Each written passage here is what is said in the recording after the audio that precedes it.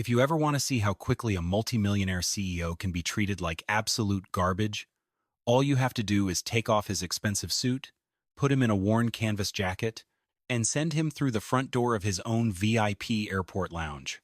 My name is Malcolm Vance, and I spent over 25 years building the Apex Crown Lounge brand from a single, dusty office into a global hospitality empire. I built this company on one fundamental belief that my father taught me when I was a teenager working night shifts at an airport diner.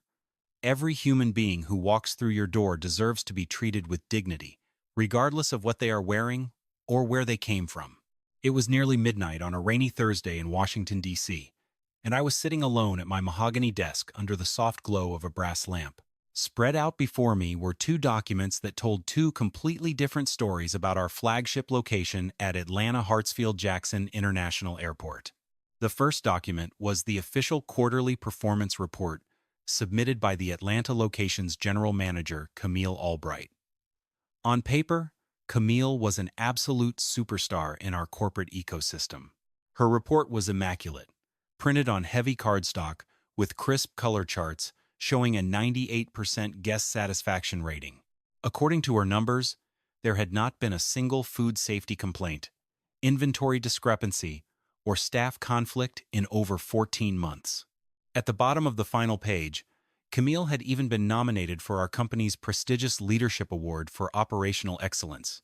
Everything looked clean, controlled, and completely flawless. In fact, it looked far too flawless. My hand hovered over the second document, which was an internal file retrieved from our deep system archives by a senior software engineer who owed me a personal favor. This document contained the suppressed, unedited complaint records that had been quietly wiped from our public dashboard before regional executives ever had a chance to see them. I pulled the second file closer and began reading through the entries. A prominent black surgeon had written a furious note 3 weeks earlier, stating that after scanning his valid first-class boarding pass, he was made to stand at the counter for 15 minutes, while staff demanded his physical identification, his original credit card, and a printed booking confirmation. When he asked why white passengers behind him were being waved through without showing ID, the manager marked his file as uncooperative. But when I looked at how Camille Albright had logged that incident in the official system, the surgeon's words had been completely rewritten. The official corporate note simply read, "Guest displayed unusual sensitivity to routine verification procedures." I read that sentence twice, feeling a cold knot form in my stomach. The manager had taken a legitimate grievance about racial discrimination and transformed it into a flaw in the customer's personality. I opened another suppressed file. A black nurse had reported that she was served a chicken sandwich that smelled sour and had a cloudy fermented fruit cup on her tray.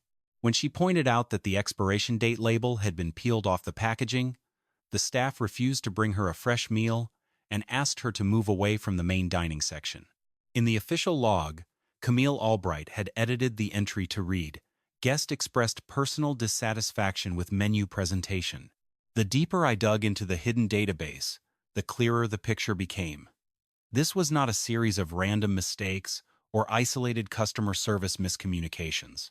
This was a deliberate, highly organized cover-up designed to hide deep-rooted discrimination and severe operational neglect.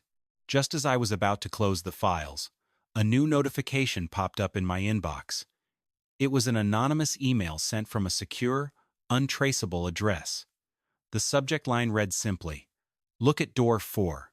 There was no greeting, no request for money, and no long explanation. Attached to the message was a single, high-resolution photograph.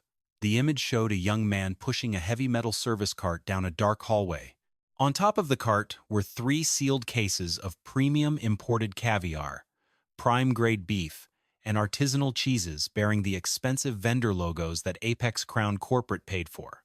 The timestamp on the photograph matched a morning from 2 weeks ago, when Atlanta's internal inventory logs claimed those exact luxury cases had been opened, prepared, and served to guests inside the main lounge. In the reflection of the stainless steel door at the end of the hallway, I could see the logo of a private local catering van waiting at the loading dock.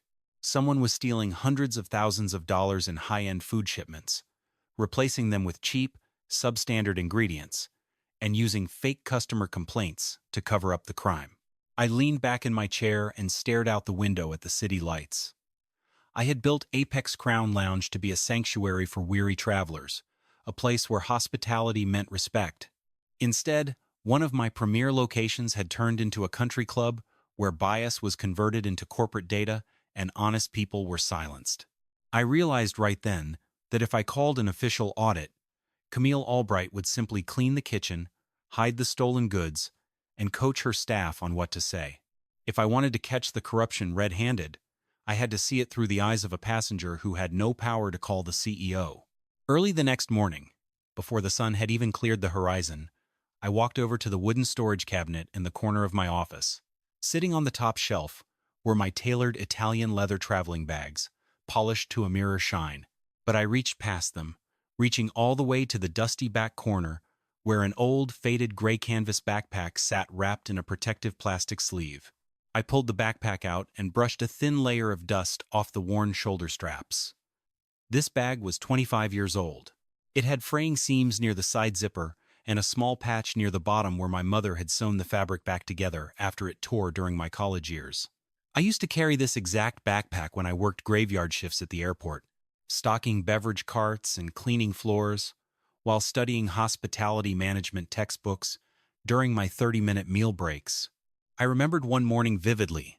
I had just received a minor promotion to assistant shift supervisor, and I walked through the front entrance of a partner hotel carrying this gray backpack, feeling proud of my progress. The front desk manager took one look at my bag, scowled, and pointed aggressively toward the service entrance down the alley, telling me that delivery boys were not allowed in the main lobby.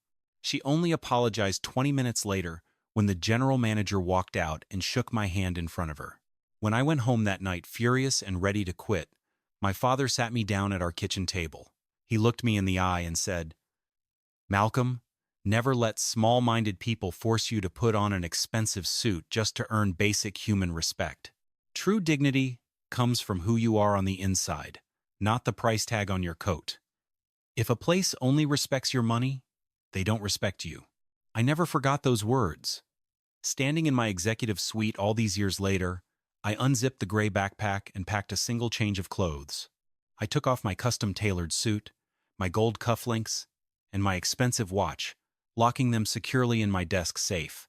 In their place, I put on a plain gray cotton t-shirt, a pair of dark denim jeans that had seen better days, a simple dark canvas jacket, and a pair of scuffed leather walking shoes. When I looked at my reflection in the full-length mirror, I no longer looked like the chief executive officer of a global corporation. I looked like an ordinary, working-class traveler who had been flying for 12 hours on a tight budget. At 6:30 a.m., my vice president of compliance, Cedric Evans, knocked quietly on my office door and stepped inside. Cedric was a sharp, meticulous man who had been with me for over a decade. When he saw what I was wearing and spotted the old canvas backpack sitting on my desk, his eyes widened in realization. "Malcolm," Cedric said, stepping closer and lowering his voice, "are you sure you want to handle this personally? I can have a full team of forensic auditors and corporate investigators at the Atlanta airport by noon. We can freeze their accounts and conduct a surprise inspection. If we send an official compliance team, Cedric Camille Albright will see them coming from 3 miles away," I replied, pulling the zipper closed on my backpack. "She'll replace the expired food, clear the computer logs, and make sure every employee is on their best behavior. I don't just want to catch a manager stealing inventory. I want to see how an ordinary black man wearing a plain jacket is treated when he walks up to our front desk with a valid ticket. I want to experience the exact reality our guests are experiencing." Cedric nodded slowly, understanding the gravity of the situation. "What are your orders for the compliance team?" "Assemble a team of 4 senior auditors, including our top food safety director," I instructed him. "Fly down to Atlanta on a separate flight. Do not enter the airport terminal together, do not wear corporate badges, and stay out of sight in Concourse B. Keep your phones on and stay on standby. You do not move until I call you directly.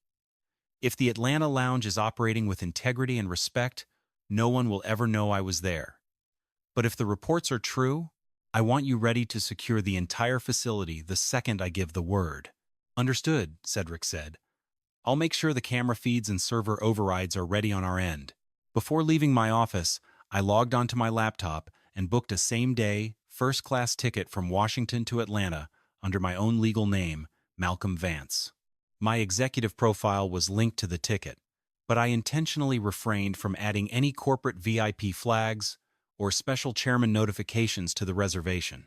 As I slung the old gray canvas backpack over my left shoulder and walked out toward the elevator, I felt a quiet, heavy determination settling in my chest.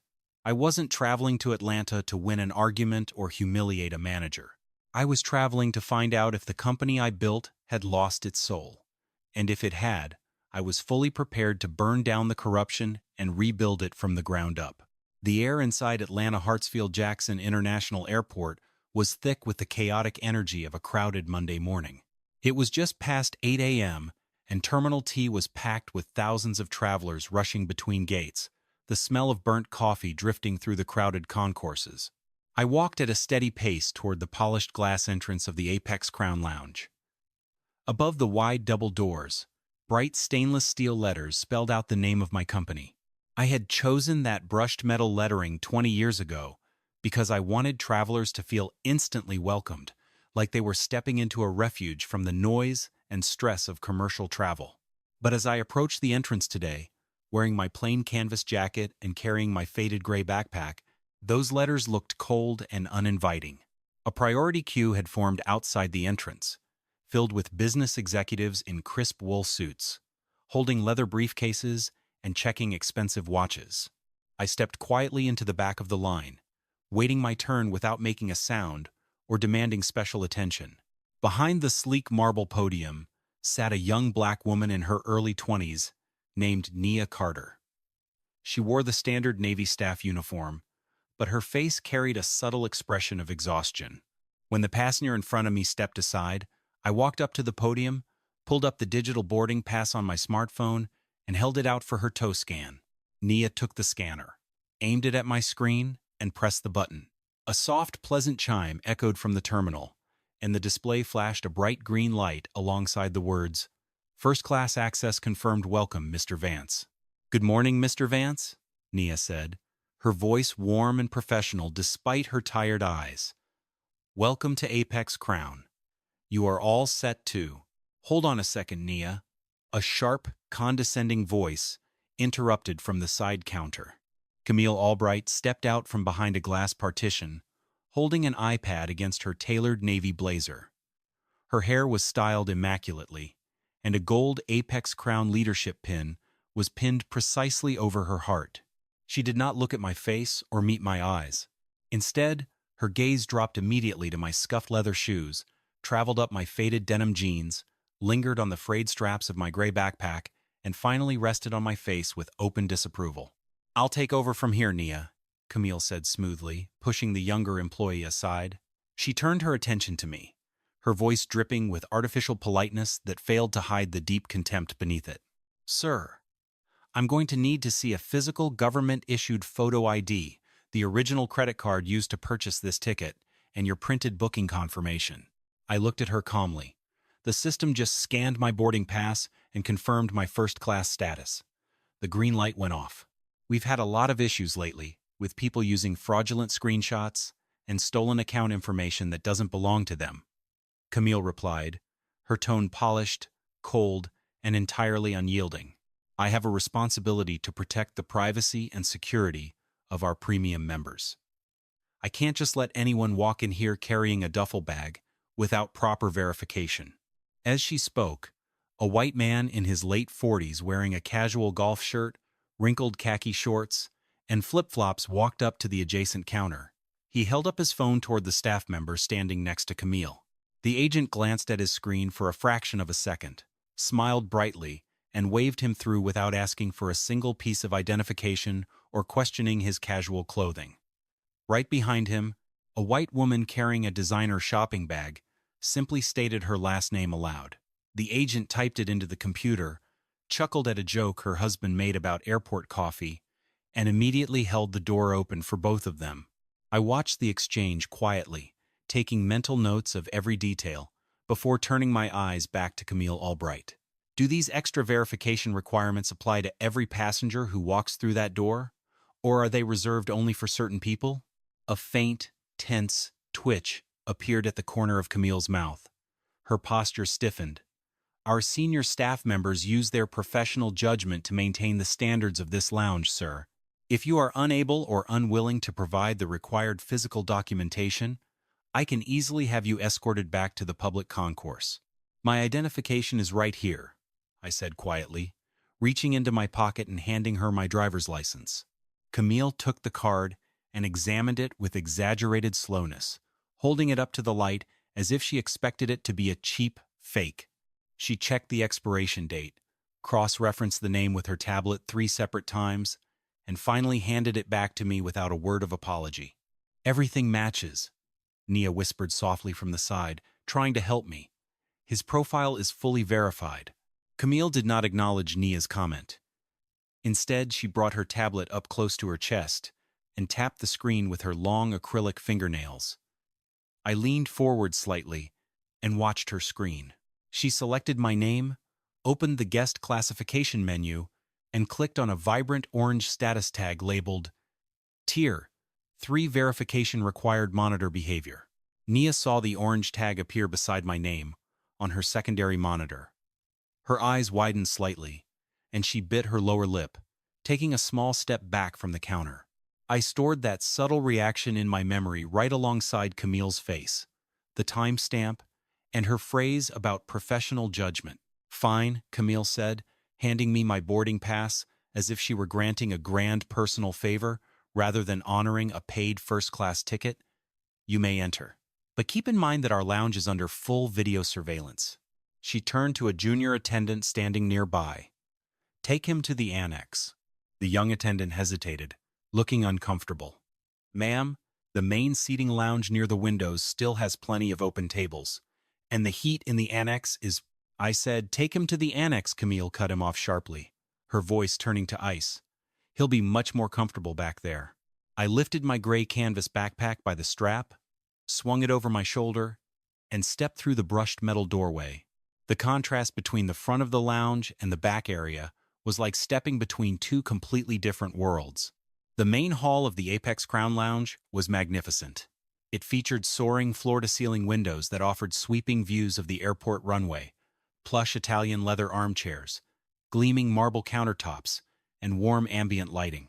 A lavish buffet stretched along the far wall, filled with silver platters of fresh hot scrambled eggs, thick cuts of smoked bacon, artisanal pastries, and bowls of fresh tropical berries illuminated by soft spotlights. Attendants moved gracefully between the tables, carrying silver pots of hot coffee and offering complimentary glasses of chilled champagne to executives lounging in their seats. But the attendant led me straight past this beautiful dining room, guiding me down a narrow side hallway that led behind a heavy, sound-dampening wooden partition. As soon as we crossed behind that wall, the luxury disappeared entirely. The bright runway sunlight was replaced by flickering overhead fluorescent bulbs that buzzed with a low, irritating hum. The plush leather seating gave way to worn, faded fabric chairs with visible stains on the cushions. 2 of the 3 wall electrical outlets were taped over with handwritten notes, reading out of order, and the air smelled faintly of stale carpet cleaner and trash bags from the nearby maintenance closet. "Here you go, sir," the young attendant whispered, pointing toward a small, wobbly laminate table positioned directly across from a gray metal door marked Service Door 4. "You can sit here." I set my canvas backpack down on the floor, pulled out the unstable chair, and sat down. From this angle, I had a clear view of the entire back room, a section the staff referred to as the annex. I began looking around at the other passengers who had been placed in this neglected corner. 3 chairs away from me sat a black man in his late 30s, wearing a bright neon yellow airport technician uniform. His reflective jacket was clean, and his official first-class boarding pass was resting neatly on his table. Across from him sat a black woman in dark blue nursing scrubs, quietly reading a medical... In the far corner, a Latino businessman was trying to make an important phone call, struggling to hear over the loud, clattering noise of dishes being thrown into plastic tubs inside the adjacent dishwashing room. Every single passenger seated in the annex had a valid first-class or premium international ticket. Every single one of them had passed the front desk security scan. And every single one of them was a person of color or someone wearing working-class clothing. Just then, 3 white passengers walked into the lounge through the main entrance. They were wearing casual gray athletic sweatpants, branded baseball caps, and muddy running shoes. They were laughing loudly, talking about a weekend golf trip. Not a single staff member stopped them to ask for extra identification. No one checked their credit cards. No one mentioned security protocols. Camille Albright herself walked over to them with a brilliant, wide smile, warmly inviting them to pick any open table by the floor-to-ceiling windows and immediately sending a server over to bring them fresh drinks. Clothing was never the real rule. Wealth was never the real rule. The true rule was the implicit bias inside Camille Albright's mind, and she was using the authority I gave her to enforce that bias inside my building. A few minutes later, soft footsteps approached my table. Nia Carter arrived carrying a small tray with a single glass of ice water. She set the glass down gently in front of me, making sure her back was turned to the security cameras mounted on the main hallway wall. "I am so sorry about how Miss Albright spoke to you at the desk, sir," Nia whispered, her voice barely audible over the hum of the fluorescent lights. "You didn't deserve that." I looked up at her, keeping my voice calm and gentle. "Thank you, Nia. Can I ask you a question? What does that orange tag on the computer screen actually do?" Nia glanced nervously over her shoulder toward the main entrance, before leaning in a little closer. "It's an internal service restriction code. Management calls it a behavior monitoring flag. When a guest gets tagged with that orange marker, the system automatically restricts what services we are allowed to offer them." "What kind of restrictions?" I asked. "We aren't allowed to offer you the made-to-order kitchen menu or bring you premium drinks unless you specifically ask for them multiple times," Nia explained, her fingers tightening around the edge of her serving tray. "We are instructed to track how long you stay in the lounge, note if you talk to other passengers, and write down anything you say that sounds like a complaint. If you question any policy, we are told to log it as hostile behavior, so corporate won't take your reviews seriously." I let her words sink in, feeling a deep, burning anger rising inside me, though I kept my face entirely still. "Is there a written corporate policy that defines who gets tagged with that orange marker?" "No, sir," Nia said, shaking her head sadly. "There's no written rule at all.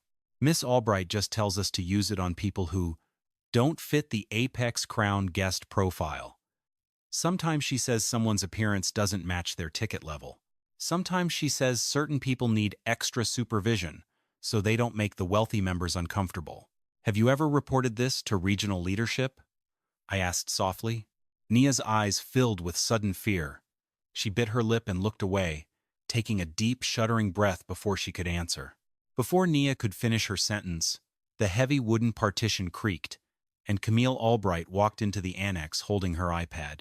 Her eyes locked onto Nia, standing beside my table, and her polite smile instantly disappeared. "Nia," Camille said, her voice dropping an octave into a cold, dangerous register, "why are you spending so much time talking to a Tier 3 flagged guest when the main buffet counters need restocking? Return to your station immediately." "Yes, Miss Albright," Nia whispered, lowering her head. She picked up her empty tray and walked quickly back toward the front desk. Camille turned her gaze to me, looking down her nose as if I were a minor nuisance that needed to be managed. "Is there a problem here, sir? You've been asking our junior staff an awful lot of detailed questions about internal operations since you arrived." "I'm simply trying to understand how this lounge operates," I replied smoothly, taking a small sip of my water. "I noticed that guests seated in this back room aren't being offered the same food options as the guests sitting near the windows. Our service delivery is managed based on operational availability and efficiency," Camille answered smoothly, using the exact rehearsed corporate jargon I had read in her fake reports. "We allocate our premium staff resources where they are needed most. If you have concerns about our layout, you are welcome to submit a comment form online." She turned around and walked away before I could respond, completely confident that her corporate buzzwords had shut down the conversation. As soon as Camille left the back room, the gray metal door marked Service Door 4 clicked open. A tall man in his late 30s wearing a stained apron and a black manager's shirt pushed a heavy stainless steel utility cart into the hallway. I recognized him instantly from the staff directory. Gavin Thorne, the Atlanta location's chief stockroom supervisor. Gavin pushed the cart to a stop directly in front of the secondary kitchen door, just 20 feet from my table. On the top rack of his cart sat 6 large sealed thermal cases. Through the clear plastic lids, I could see pristine cuts of imported smoked salmon, vacuum-sealed blocks of aged French cheeses, and boxes of fresh organic berries, the expensive luxury items that Apex Crown's corporate finance department paid top dollar to supply. Gavin pulled a handheld digital inventory scanner from his belt and beeped the barcodes on top of the cases.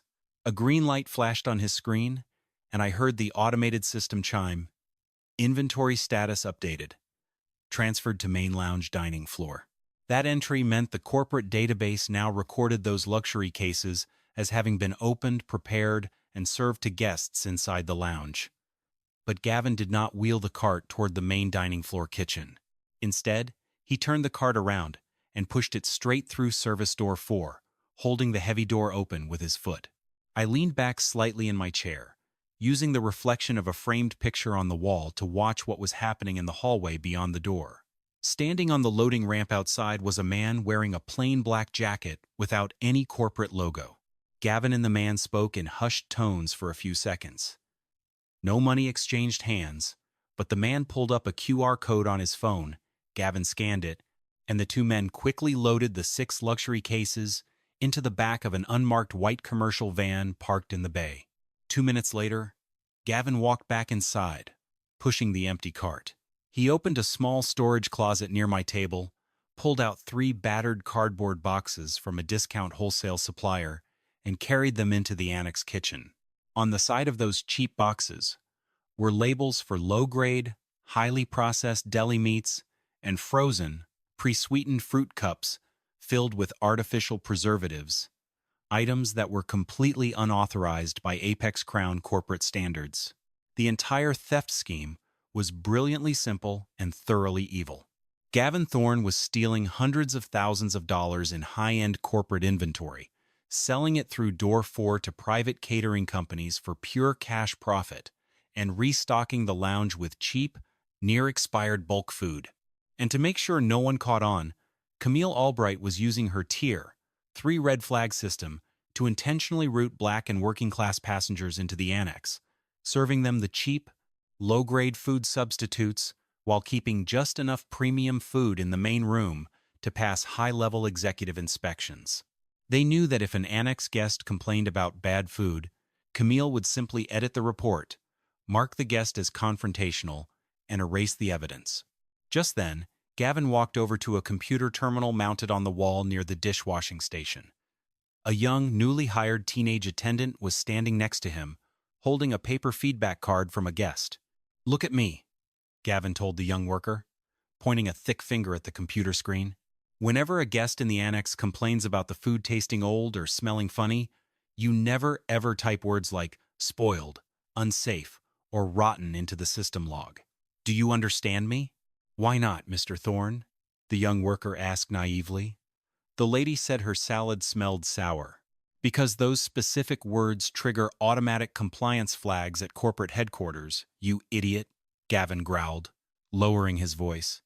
"If corporate sees those words, they send an inspector down here.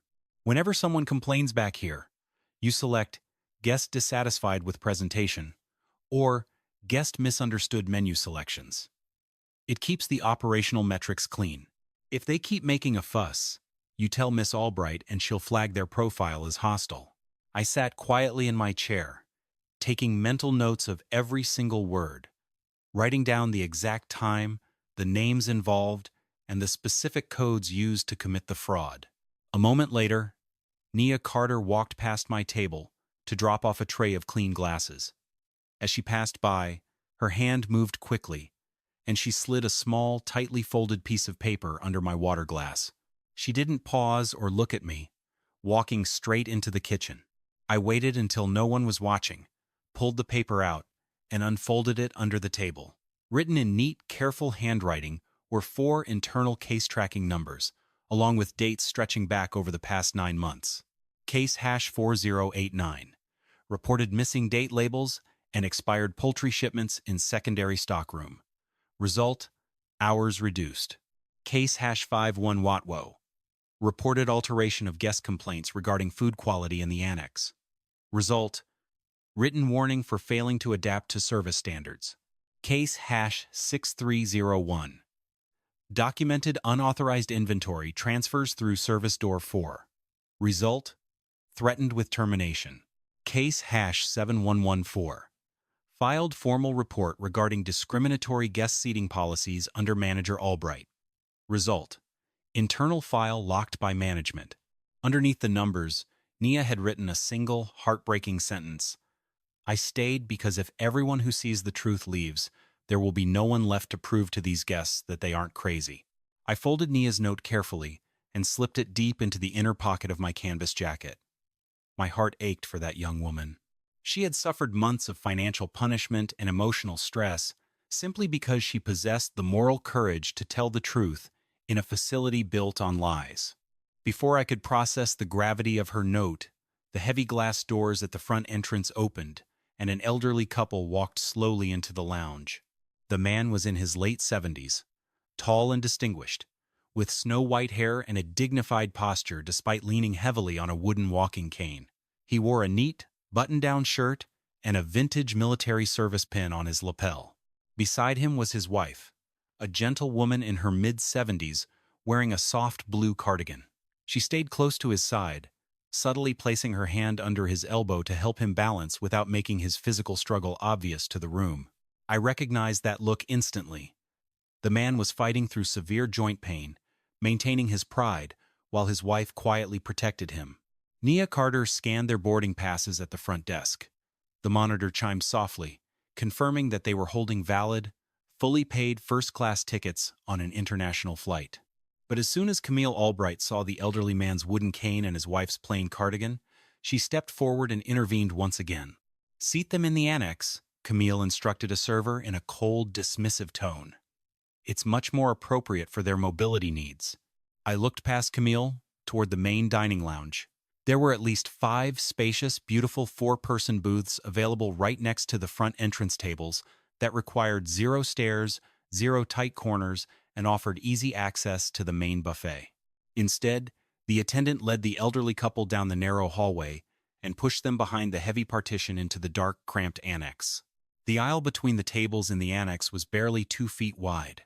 The elderly man, whose name was Arthur Hayes, had to stop, turn his body sideways, and painfully lift his bad leg over the wheel of a heavy service cart parked in the walkway. His face tightened in visible agony for a brief second, though he bit his lip and refused to cry out. His wife, Evelyn, gripped his arm tighter, her eyes filling with quiet, helpless frustration as she guided him to a small table 2 rows away from mine. "Could we please move to one of those open tables near the windows in the front?" Evelyn asked the attendant politely, looking back toward the bright main room. "My husband just had hip surgery a few months ago, and he really needs a little more legroom so his knee doesn't lock up." The attendant looked nervously toward the partition where Camille was watching. "I'm sorry, ma'am," the worker lied quietly. "Those front tables are strictly reserved for high-tier priority cardholders." Evelyn looked down at her first-class boarding passes, which clearly showed the highest priority access status Apex Crown offered. A quiet, exhausted look crossed her face, the familiar look of a person who realized that arguing would only result in being humiliated in public. "All right, dear," Evelyn whispered to her husband, helping him lower himself into a hard, armless wooden chair. "We'll sit right here." Arthur leaned his cane against the table, pulled a small plastic pill organizer from his jacket pocket, and set it down next to his water glass.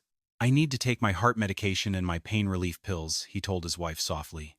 "The doctor said I must eat a full meal before taking them, or the medicine will burn my stomach." 5 minutes later, a server arrived and set a plastic food tray down in front of Arthur Hayes. I looked closely at the tray from my seat.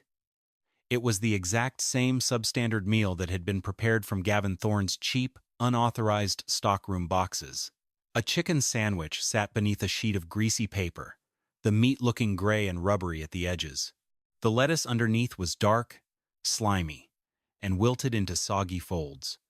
Next to the sandwich sat a small plastic cup of fruit, floating in cloudy, unpasteurized liquid, and a small container of yogurt that had dried adhesive stuck to the side where an expiration date label had been deliberately scraped off with a razor blade. Arthur, exhausted and in pain, picked up his paper napkin and prepared to unwrap the chicken sandwich. I didn't debate the choice for even a fraction of a second.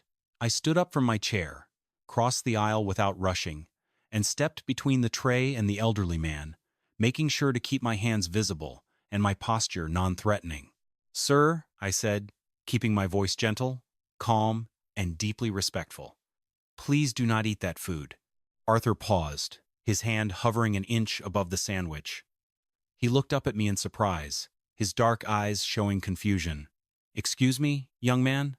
My name is Malcolm," I said softly, looking at him and his wife. "I was served a meal from that exact same kitchen batch 20 minutes ago. The meat has been stored at unsafe temperatures.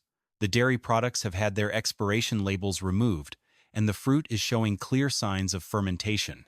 If you eat that sandwich before taking your heart medication, it is going to make you severely ill." Evelyn Hayes immediately leaned forward and sniffed the air right above the fruit cup. As soon as the sour, pungent smell of spoiled food caught her nose, her eyes widened in shock. She pulled the tray away from her husband and pushed it to the far side of the table. "Oh my goodness," Evelyn gasped, touching her chest. "It smells completely sour. That is spoiled." I turned toward the hallway, raised my hand, and spoke in a clear, firm voice that carried across the entire back room. "Attendant, please bring a digital food thermometer to this table immediately, and inspect these packaging labels before any more of these trays leave the kitchen." The moment my voice echoed through the annex, the heavy wooden partition creaked open, and Camille Albright marched into the room, like an angry officer arriving to put down a rebellion. She didn't glance at the gray, slimy chicken sandwich sitting on Arthur Hayes's tray. She didn't look at the elderly man holding his heart medication. She didn't smell the sour fruit cup. Her eyes locked onto me with pure, concentrated venom, treating me as if I were a dangerous criminal standing inside her pristine facility. "Mr. Vance," Camille snapped, stepping right into my personal space and raising her iPad like a shield. "Return to your assigned seat immediately. You have been repeatedly warned about interfering with staff operations and approaching other passengers."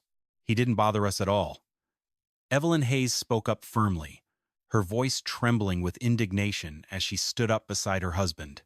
"This man just saved my husband from eating food that smells completely spoiled. Look at this chicken. Look at this fruit." Camille didn't even turn her head to look at Evelyn. She kept her cold, furious gaze locked onto my face. "Ma'am, do not listen to this man. We have received multiple security concerns regarding Mr. Clace. Vance's aggressive and disruptive behavior ever since he walked into this lounge." I stood my ground, my hands resting loosely at my sides, my posture completely still and composed. "Security concerns? From whom, Miss Albright?" "Identify a single person who has made a complaint about me." "I am not required to share confidential guest reports with you," Camille retorted, her jaw tightening. "Then identify the specific behavior." I challenged her, my voice dropping into a low, iron-like register that commanded the room. Have I raised my voice? Have I used profanity? Have I touched anyone? Have I threatened a single person in this building? Camille's face flushed red with anger as she realized she had no logical answer. "Your entire pattern of conduct is creating a hostile environment. You are challenging management authority, making unauthorized accusations about our food quality, and inciting insubordination among my employees." "I am asking a simple food safety question in a public establishment," I replied calmly. "If the food is fresh and safe, bring a temperature probe out here right now and test it in front of these passengers. What are you afraid of?" Behind Camille, Nia Carter stepped out from the hallway. Her face was pale, and her hands were trembling violently, but she walked right up to the edge of the table, stood beside me, and looked Camille dead in the eye. "Miss Albright," Nia said, her voice shaking but clear. "He's telling the truth. That poultry shipment arrived 3 days ago on an unrefrigerated truck. The temperature logs were forged, and Gavin scraped the expiration dates off those yogurt cups this morning. We cannot serve this food to guests." Camille turned on Nia with terrifying fury. "Nia Carter, you are violating internal staff protocols. You are officially suspended from your duties effective this second. Pack your things and get out of my lounge." "She's not going anywhere," I said quietly, taking a step forward and placing myself between Camille and the young employee. Camille pulled her radio off her belt, pressed the emergency button, and spoke loudly into the microphone. "Dispatch. This is Lounge Manager Albright at the Apex Crown Lounge in Terminal T. I need armed airport security at the front desk immediately. We have an uncooperative, hostile male subject interfering with staff, creating a public disturbance, and refusing to leave the premises." 10 seconds later, 2 armed airport police officers pushed through the front entrance, their boots clicking loudly against the polished tile floor as they rushed into the annex. "Where's the subject?" the lead officer asked, his hand resting casually on his belt as he looked around the room. Camille pointed her finger directly at my chest, her voice dripping with dramatic outrage. "That's him, officer. That man forced his way into our premium lounge, refused to follow staff directions, harassed our high-tier members, and is encouraging my employees to commit insubordination. I want him removed from the airport and formally trespassed from this facility."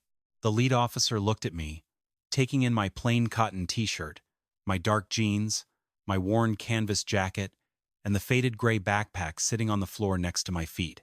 "Sir," the officer said, stepping closer, "I'm going to need you to step away from the table and show me your identification."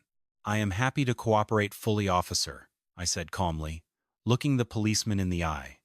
"But before you remove me, I suggest you ask this manager 3 simple questions. Ask her if my first-class ticket was fully verified at the desk.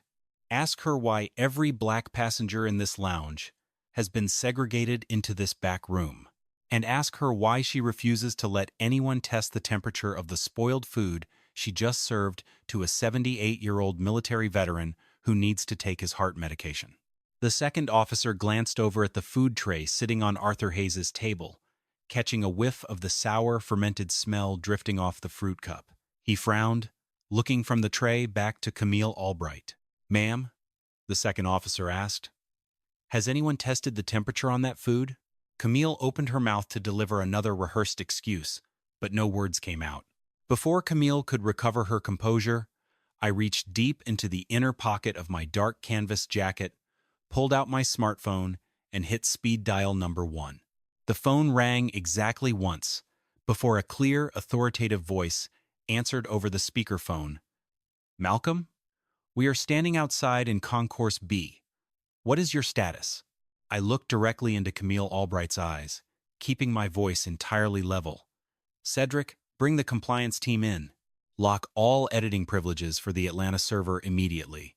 Preserve 6 months of security camera footage, freeze all vendor payment accounts, and call airport management. It's time." Camille stared at me, a flicker of genuine confusion crossing her features. "Who do you think you're calling? Who do you think you are giving orders in my facility?" I didn't answer her.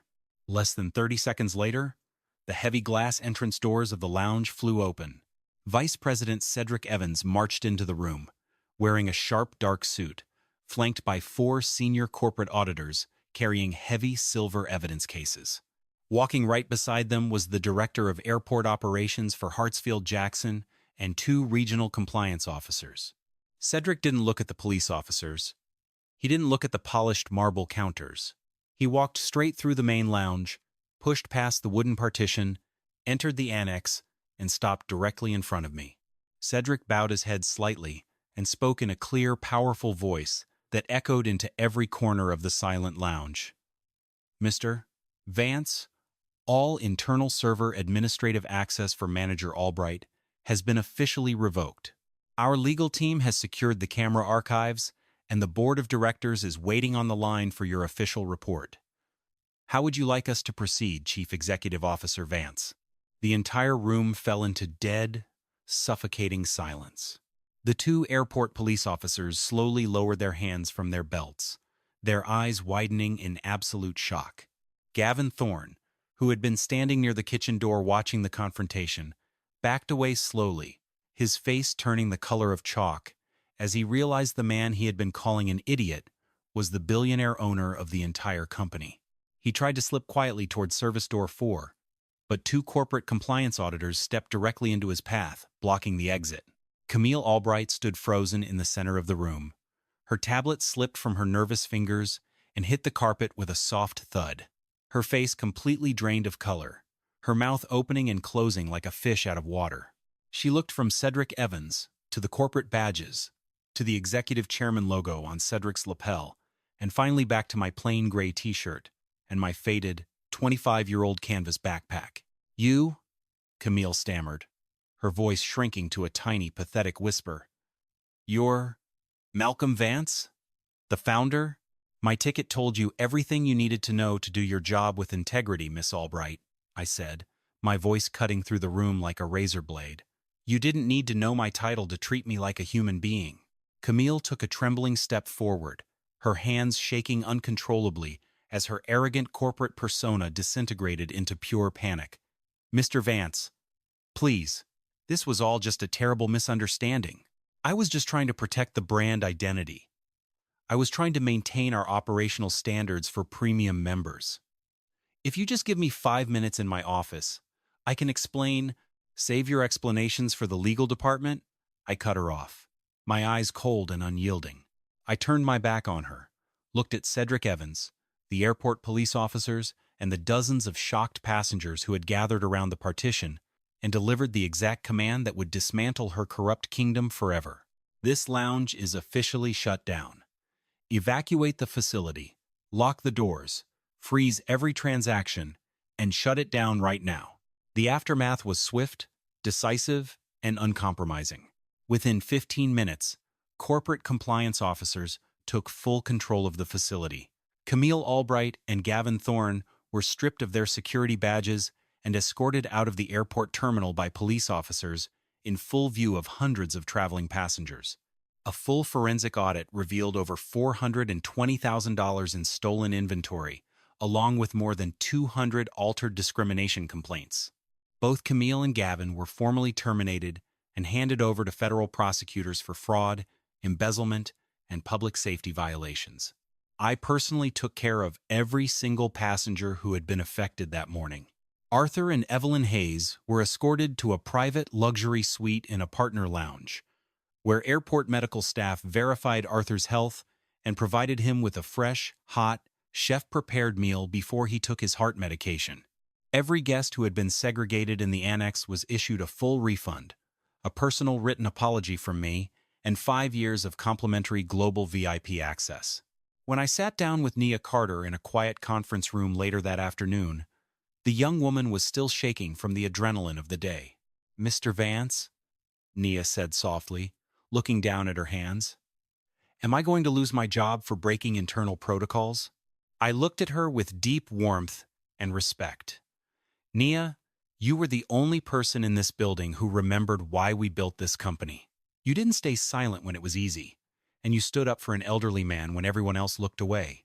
I officially restored Nia's full-time schedule, reimbursed all the lost wages she had suffered over the past 9 months, and promoted her on the spot to Regional Service Integrity Coordinator, a newly created executive role with full authority to inspect any lounge in the country and report directly to my office.